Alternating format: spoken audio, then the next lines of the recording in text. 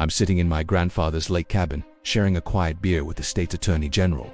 It's an important meeting, the kind that could change everything. Then the front door explodes inward with splinters across the floor. Designer heels crunch over the debris. A phone is held high, live stream running, and in storms the HOA president, shouting about violations and authority like she owns the land beneath my feet.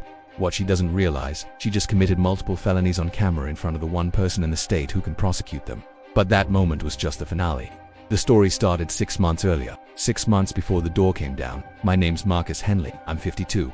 I spent 3 decades installing electrical infrastructure across 3 counties' mud trenches, long nights. I earned my retirement the hard way. The reward, my grandfather's cabin on Clearwater Lake, 2 acres of pure quiet. He bought it in 1963 for $800. Today it's worth more than most suburban homes, but to me it's priceless. Hand-cut logs, a stone fireplace he built himself, a porch that creaks in all the familiar places. I kept it off-grid by choice, solar panels on the roof, well water, no dependency, no noise. My grandfather used to say, when someone suddenly wants your land, find out why. It's usually worth more than they're admitting. He was right. Then Delilah Cromwell arrived. Enter the HOA queen. The problem: my property deed predates the HOA by 35 years. So I went to the county records office and pulled the original 1963 survey. Turns out my property extends 50 feet into the lake. The dock wasn't on community land, it was on mine. When I presented her with the facts, that's when things escalated. The pressure campaign began. Certified letters from expensive law firms started arriving. Threats of liens, fake environmental complaints, building inspections, fire code investigations. Every single inspection cleared me, of course, but the paper trail was designed to make me look like a problem resident. Then came the sabotage. My solar wiring was tampered with. My boat chains were cut. Industrial chemicals were poured into my septic system. Thankfully, hidden cameras I'd set up caught enough to raise serious questions. Still, I didn't fully understand her motive until I followed the money. The HOA financial filings didn't add up. Hundreds of thousands of dollars were labeled as emergency repairs that never happened. Landscaping contracts were awarded to a company formed just weeks after Delilah became president, a company owned by her relative. Insurance claims were filed for storms that never occurred. Worse, the HOA hadn't filed proper tax returns in 2 years. Meanwhile, I learned that several elderly couples in the community had been pressured into selling their cabins far below market value. Property values were being artificially suppressed by all the manufactured problems. That's when it clicked. This wasn't neighborhood drama. This was organized fraud. She wasn't trying to improve the community. She was trying to plunder it, drive people out, and buy up their land on the cheap. It was time to bring in the big guns.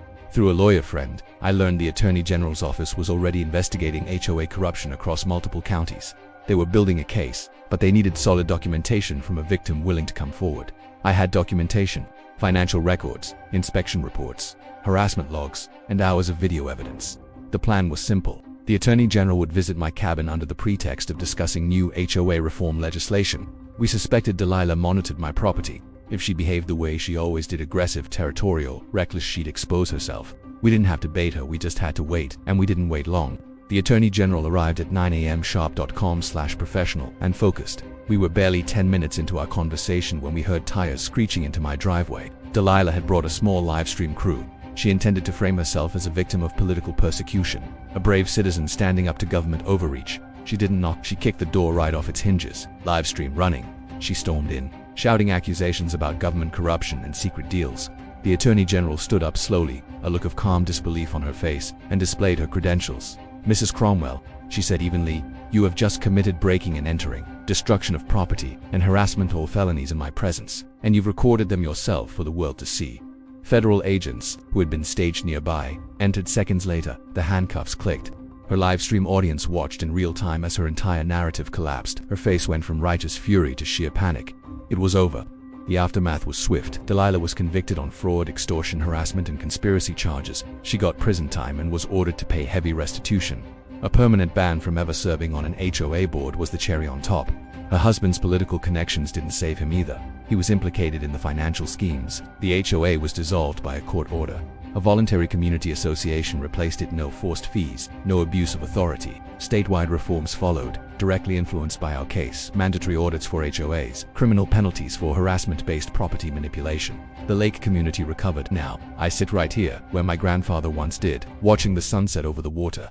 I listen to the loons echo across the lake. No more violation letters, no more intimidation tactics, no more designer heels clicking across my dock. Just quiet. It turns out, sometimes the small guy really does win.